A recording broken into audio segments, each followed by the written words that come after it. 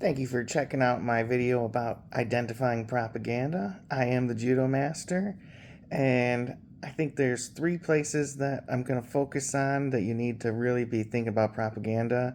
One is when you're watching interviews on TV and during election cycles. Another is inside your deep rooted acceptance of what is true. There is a lot of propaganda in there. And then just in yourself, when you're strategizing daily and you're running into stressful situations, you can't convince people to do things, you do as well start resorting to propaganda. And it's a natural human thing, but right now it's out of control in society and we all need to understand what's going on with propaganda. Well, the first step is going to be understanding how they're using it in political ventures when they get elected, and then when they are on the news talking about what they're doing and going to do after that as well. They're using propaganda. They're all connected. So the first one would be trying to identify which candidate is the propagandist and which one isn't, if you even have one that isn't at the time. But a propagandist is going to treat a fact question as a gotcha question. For example, something simple as, do you know the budget? Do you know the population of this country? So they're going to be all about their narrative. Say this propagandist is talking about how they need to go to war with a certain country, and then you ask them what if they know the population of that country. Of course they should know, but then as soon as they don't, they feel afraid to tell you. They can't give you like a, oh, I'm not sure, I'll get back to you, or it's between this and this, because then if they're wrong on the window, they guess, then they look even stupider. It's just all about how they look. So what they do is they treat that as a gotcha question. They try to reverse it on you, make you look like you're a propagandist. Now, on the flip side, if you're asking them a question um, about something like that and they're not a propagandist, they would they would tell you that they don't know or that they're going to look into it, and then they might swing around and try and make a save and talk about something that they do know. But then you'll go ahead and you'll have the interviewer will be a propagandist. So say the propagandist is actually the one asking the question. It won't be a fact question. That would be like an emotional question. For an example, why are you deporting and detaining children? Well, the person is obviously someone who's pro ICE and on deportations, and what they're doing is taking a family. Illegal aliens that have children are getting deported, so obviously the kids are going with the parents. They're keeping the family together. They're actually doing the right thing. When you look at the question as a person watching TV, you should be thinking about how, oh, so if we're going to deport the illegal aliens, you want to create homeless children, just leave them there? Like, what's your process? Oh, you can't talk about, oh, well, we should go find a relative who is legal, because then it kills your narrative. They're not going to go there. They just get you thinking about kids in handcuffs when it's the farthest thing from the truth. Um, Another one would be giving a long winded answer with a fairy tale narrative to a question. So you'll ask a question about like homelessness in the streets, and they'll start with homelessness, but it'll be about a conversation they had with someone, and by the time they're done with their paragraph, they're not talking about homelessness anymore, and then they just move on to the next question. um, the counter would be, the person who's not trying to be a propagandist. If you're asking them questions about that, they're going to be strictly sticking to the facts, cause and effects, explain why and why not. They'll tell you, oh, I can't do it because of this law or that law, and that's what I'm here to change. And they'll start pointing out things to you that you never would believe, like, oh, things that are bad and harmful are actually legal, and if you try not to do that, it's illegal. Uh, if you just keep focusing on why they're asking the questions and who's asking the questions. They have a motivation. It does become easier. Um, Another one will be like when the candidate is just pushing for tolerance on everything. They try to make you feel bad that like you don't want to see these things that you never saw before, that these new illegal immigrants are bringing over, like the mosques and the violence and stuff that's coming with it. They want you to think that you know you're a bad person for thinking it's them, and that anybody could commit a violent crime. It's not just them, and that they're also simultaneously, that's what you see on TV. But if you go pay attention to what laws are being written, they're actually changing laws to be more acceptable to things that they wouldn't even talk about. And,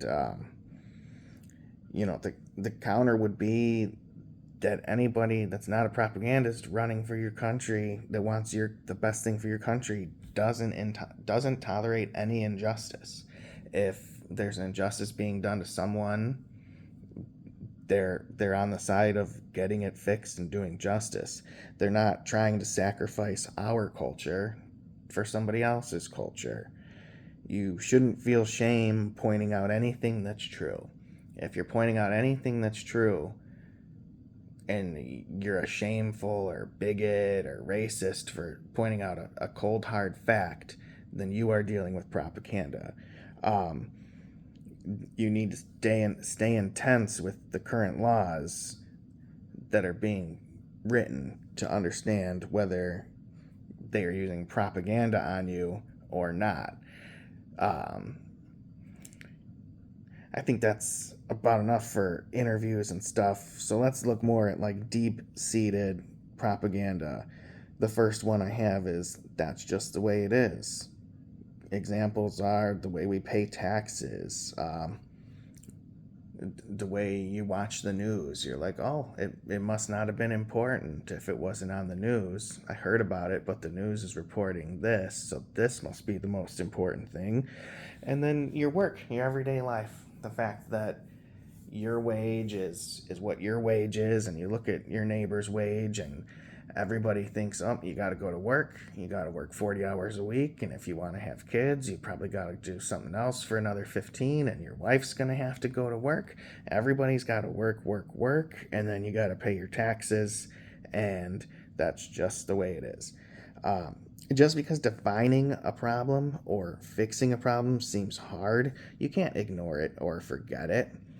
You have to think about your everyday life. How much value am I creating? Like when you go somewhere, especially if you work at like a grocery store as a cashier and you work 40 hours a week, how many people's groceries do you ring up? You ring up like $100,000 worth of groceries that week. I don't know how good or bad that guess is, but the amount of business that you're doing for them, and then you bring home what, $15 an hour, and you can barely afford to pay rent and turn on the TV. Like, how much value are all these people bringing you? You're just in the house keeping it clean. It's not getting knocked over. If you own it, you definitely shouldn't be paying property taxes on it. That's just the way it is. It's definitely like, if the way it is negative, then get a think tank around it and fix it, because that's just the way it is stupid.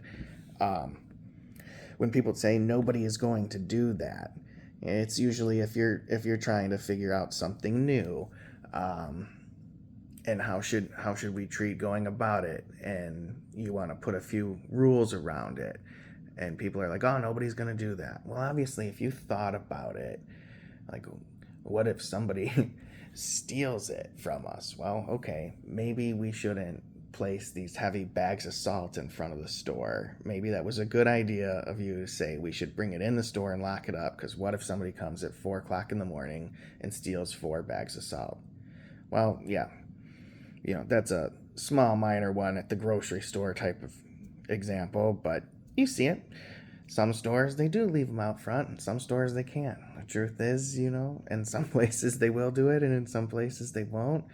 And I guess, the cost of getting it in the store may be worth it for that guy who steals 2 bags a month for his water softener or whatever. Um, but yeah, eventually they always do, and if it's very shameful, they'll keep it a secret. You won't know that they're doing it. People will be getting away with it. Um, and then by the time it seeps up to the public and people are hearing about it, it becomes news. Like, oh, did you hear? Like, this is going on. Uh, I can't believe they're not ashamed of it, and people start being proud of it because it's a monkey see, monkey do. If you're doing something totally weird and totally unacceptable to one culture, but everybody around you is telling you it's okay, and you enjoyed it, then all of a sudden it's not weird to you.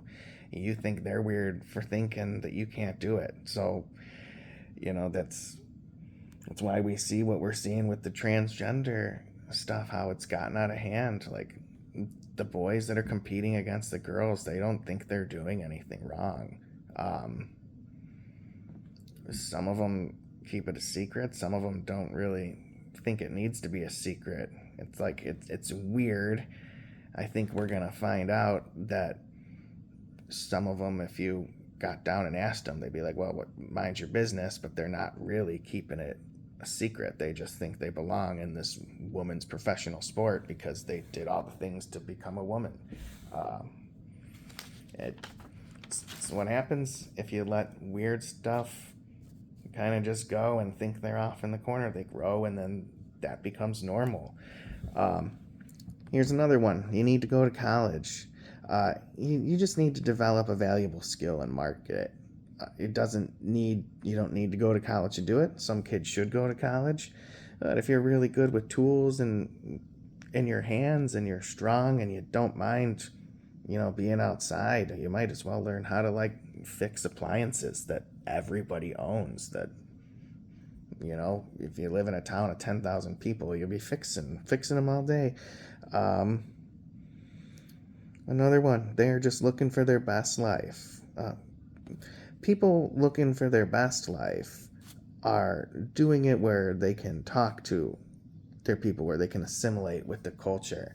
The people who are here that have no intention of learning English, that are working jobs that it seems like, oh, why are they working that job that nobody wants, that low-paying job? They're sending their money back to a much better economy. They're like slaves within their family. Their family has sent them here to be the breadwinner because their money is worth 10 times less than ours. So if they're making minimum wage here, they're making 10 times minimum wage if they were doing that job at home after they send it back. And then meanwhile, they are getting benefits. We've seen plenty of evidence of it where they're getting benefits, so they don't have to pay rent for that tiny little place that they're living in.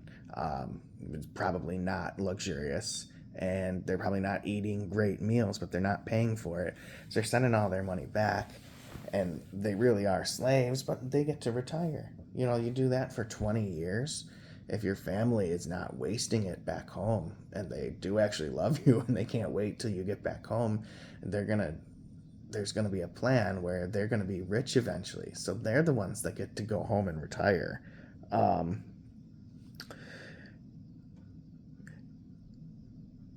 We think that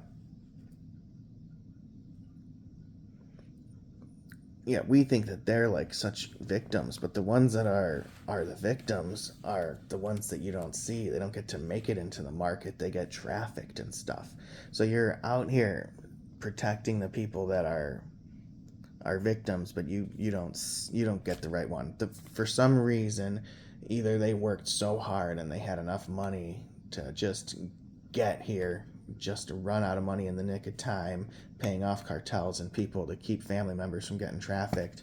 Otherwise, you're seeing the people that are in the economy working, they're the ones that go to work and a different family member got trafficked. And they're not here anymore. They're somewhere else. They're locked in a hotel room. I don't know what they're doing. But that's the people that need protection.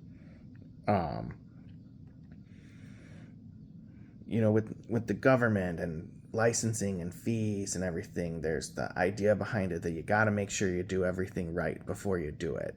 But really, the government just wants to micromanage everything, because the more they micromanage it, the more checkpoints there are where they can make money. So that you gotta, if you're gonna be a bar selling alcohol, you got liquor licenses. You got to get a permit to build something. Most neighborhoods have an HOA where now if you want to build a shed, maybe you can't build a shed. You want to barbecue on this side of your house, maybe you can't do that. All kinds of different things set out to annoy you, but also set out for the government to get their extra little money on it. Um, and you know, the amount of things that we pay taxes for, and then we show up and have to pay a fee when we go there anyway. Like if you go to court, you got to pay court fees. It's like, okay, why do we pay taxes? What are the taxes paying for? If you take an ambulance ride, you got to pay money for that, and it's a lot of money. Um, you know, if the taxes were actually going towards stuff, it would be great. But I don't know what they're using our taxes for, because everything that they say they use it for, we end up paying for anyway. You know, you pay a ton of money for prescriptions because of research and development, which is paid for by tax dollars. I don't get it. Um, Another one is telling kids that homework is important. You know, being able to function in society is important. Skills are important. Common sense, basic math, and grammar are important. I'm not saying that kids shouldn't learn anything, but if they were learning really well in school for the 6.5 to 8 hours they're there, uh, they shouldn't be going home and doing homework, more annoying stuff. Some kids like school. Let them go home and study and do a science project or whatever if that's what they want to do. If they want to play sports, let them focus on that sport or whatever. Um, you know, you see a lot of kids end up kind of being bad because they're really good at sports and they're not good at school, and then they make it out like the teacher did a bad thing because they gave the kid a passing grade or whatever. Maybe that kid should have been learning some trades. He should have been done with math after, you know, algebra. Why does he need to do geometry or trig or chemistry? Um, and you know, why do the kids that are really interested have to go at the pace of the kids that don't want to be there learning it anyway? And I'm not knocking on them when they don't want to learn it. The school, when you get, by the time you get to junior high and high school, there should be a lot more options and classes for kids to take that would help them with their life. The problem is it's designed for kids who are going to go to college, and that's it. If you're not going to go to college, high school really doesn't teach you anything except how to socialize with the other kids there. Uh, Sending them home to do more homework is just one of the stupidest things ever. Thinking that if something is illegal, it's wrong, and if it's legal, it's okay. Um, I got into this a little bit earlier, but like stop signs. You come up to a four-way stop sign in a neighborhood. If you're driving correctly, you've slowed down already. You can see around all the corners if it's a pretty clear one without trees. For you to get to like 6 or 7 miles an hour for the last 20 yards as you pull up, if nobody is there and it's bright and daylight, what is the reason that you need to slow down anymore? You know, it could just be a yield sign. So that's just a perfect example of, you know, everybody probably in, if you live in a blue city or a blue state, you know uh, that there's a stop sign in town that a cop goes and it's just a money. It's an ATM and you're the ATM. Every time you go through there, they're waiting for somebody to, oh, yeah, got to 3 miles an hour and they kept going.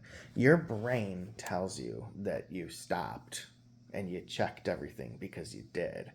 Um, you know, 30-mile-an-hour speed limits when certain times a day it doesn't need to. 25 is more the ridiculous number. But any avid driver can go 35 to 40 miles an hour straight and be driving safe. They don't really need to go 30. And if you're like, oh, the kids that could be in the street, I'm saying the person can see that kid perfectly fine. And if the kid is running into the street, he's going to stop. They're not going to continue and hit him.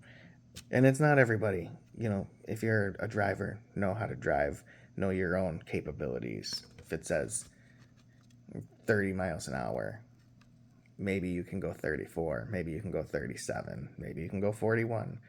But the idea that the government just gets to collect fines and make money when you break these arbitrary rules in the name of safety, it's not about safety, it's about getting your money. Like gambling, you can't play poker online. Who's the victim? Oh, I guess it's yourself if you are too stupid to stop gambling and run out of money. And anybody that played poker online 15, 20 years ago knows that it was great. If you wanted to play $2 tournaments, you could. It was a hobby. You could, if you set yourself limits, you could never spend more money playing poker tournaments online, playing dollar tournaments than you would at any bar, because you'd need to bring 100 with you. It's just a lot of laws are about greed and making money, and they pretend, oh, this is the one instance where someone could get protected, so now we need this law. All right. We could talk forever about the deep-seated propaganda. You probably already have a couple of examples in your mind now, like, oh, I wonder if he'll say this or that. I believe you. It's one of them. We'll move on to things that you do in your daily life. So you might be thinking, everybody's so stupid, I can't take it anymore. Well, yeah, some people are stupid, but many of the people aren't stupid. They're playing this game. It's part of the con. It's part of the propaganda. You don't acknowledge the thing that's attacking everybody if you're the person that's attacking them. You play dumb and blend in with the people. So if you're thinking everybody's stupid, you have to realize that not everybody is. Maybe more of these people are being closer to an evil genius than they are stupid. So you need to realize that not everybody that doesn't understand you. They are playing stupid. Now, this is not how I feel. We have to talk about a racial one. So I'm going to use the example of what a white person who is trying not to be racist may start feeling in their mind. I can't deal with black people anymore. They're all violent, entitled, and uneducated. You need to understand it isn't all. It's never all. Whenever it's like a racism thing in your mind, it's never all. But the trend is on purpose. There's something going on, and it's been going on for years. So who is in their public school system? Who is in their culture creating a cancer? If you know it's to be true because you see it and you don't want to blame them, well, you're right. It really isn't their fault because they have fell for propaganda, like those deep-seated propagandas. They think that if they don't act in that way, that we'll do it to them or something. I can't even try to understand why white people are expected to be crazy, murderous people. I don't know where that came from, but it's what's expected that's caused this problem in America to be going on. And it definitely is mainstream media and even some government laws and the policies are creating it. Here's another one. I can't believe you would still play on the team even though I got cut. That's something two friends might go through as they get older and they try out for a sports team, an all-star team or something, and one makes the team, one doesn't. And now, the kid who didn't make the team is mad at his friend for making the team and actually staying on the team or something. You have to realize that when you're in a situation like this where you can't understand why you didn't deserve it and somebody else got it, and maybe it was more of a coin flip, maybe they were better, you gotta practice that thing and get really good at that thing if it bugs you, and if that thing is what you want to do. And if it's not that thing, find a new hobby and cheer for your friend and be happy for your friend, so that when he's not playing in that one sports team or in that one club that you can't be a part of, the rest of your time you can stay friends together. um, you don't want to get that poor me attitude and be mad at people for not like feeling bad for you, because they probably do feel bad for you, but what's he supposed to do? Not have his own fun? uh, Moving on. Okay, so I need to white lie to my kid because the reason I am saying no isn't very innocent. Parents do this a lot, especially with the younger kids. Like if your friend wants to go sleep over at their new friend's house, and you may have met their parents a couple times, you have no reason to think they're crazy, but no reason to let your kid sleep in their house yet either. And they don't seem to be too worried about it, especially since it's their house. So what trouble could their kid get in when they invite your kid over? But you're saying no, and your kid's having a tantrum. Doesn't know why he can't go play. You don't have to come up with a fake reason just because you don't want to say, "Oh, I don't trust his parents," and get them thinking some weird adult thoughts that kids don't need to think. You just say whatever you were gonna do. Obviously, if they're asking to sleep over, you had some sort of idea what the rest of the night was going to be. And you just say, "Oh, well, we're going to do this. This is what we're doing. We have to do that. And that's what I want to do. So I don't want you to leave because I want to do that with you. Then what am I supposed to do?" It's not, it can seem a little bit guilt trippy, but you get structure. This is what we're doing. And the other way is to be like, I'm the boss. When you're dealing with kids, you say, "I'm the boss. I don't need to tell you a reason. This is why we're doing it." And the thing you're trying to avoid by this is having your kid like believe something and then go and actually like talk about it and kind of build not their life, but build a whole part of their life around some goofy little lie. And I'm struggling to think of an example right now, but I know, or a good example. I know one of my older cousins, told me that an uncle tricked him one time when they were visiting and said, "Oh yeah, when you're in the shower, make sure you use this side of the bar of soap, because at the end I send it back and they send me money because the letters will still be there." Like if you look at a bar of soap, you can see like they put the indentation of the letters in.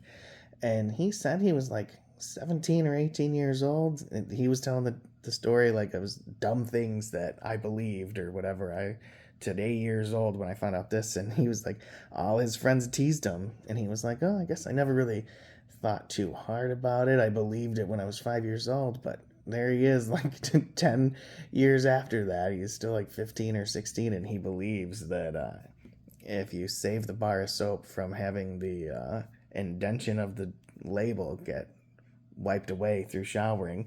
And this uncle guy just thought it was a funny joke. He teased him and he laughed about it. And he's like, "Oh yeah, he believed me." Never circled back and said I was kidding. No, there was nothing bad that could have came from that except you look stupid. And the moment that you're like, "Oh look, you could try and sell that back." But if you think about some examples, you could tell your kid, "Oh, that's where the gnomes are in the forest," and all of a sudden now your kid is afraid of gnomes in the forest, and that's the reason they can't go in the forest is because there's crazy gnomes in there. Well, now 2 weeks later they sneak out and they're looking for gnomes. They're trying to find gnomes that are like evil gnomes in the forest that you wanted to scare them from going in the forest because of all the other things like wolves that might bite them or whatever, and now they might actually run into that. So always be careful using propaganda on children with the white lies, because their imagination will take it way farther than you could ever think. And if they believe some falsehood is true, you better believe there's a possibility that danger can come from that. So now here's my last one. And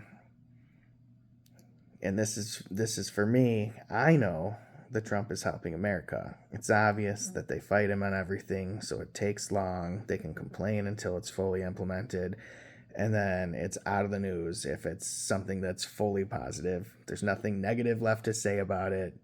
It's past the news cycle. They were able to like beat the dead horse until enough people forgot about it. And I know that nobody will calmly talk about me or talk about this with me.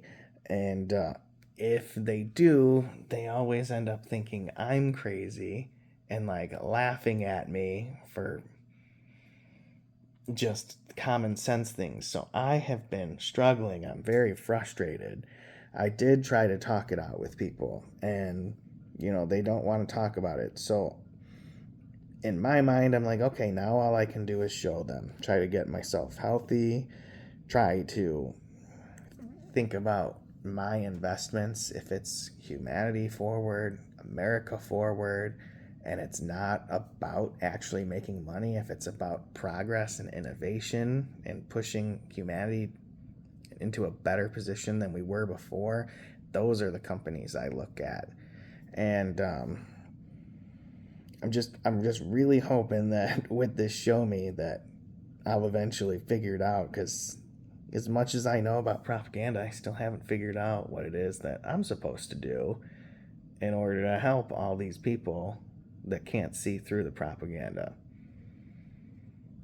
So, thank you for listening. I can't believe I dragged on for over half an hour, but I think this is valuable. I think that you should be kind of thinking about this in the back of your mind whenever someone's trying to get you to do something. Is this for me? Is this for both of us? Is this for just you? Is this going to cause me a problem? You can't blindly trust anybody. Well, Judomaster signing out. Thanks again.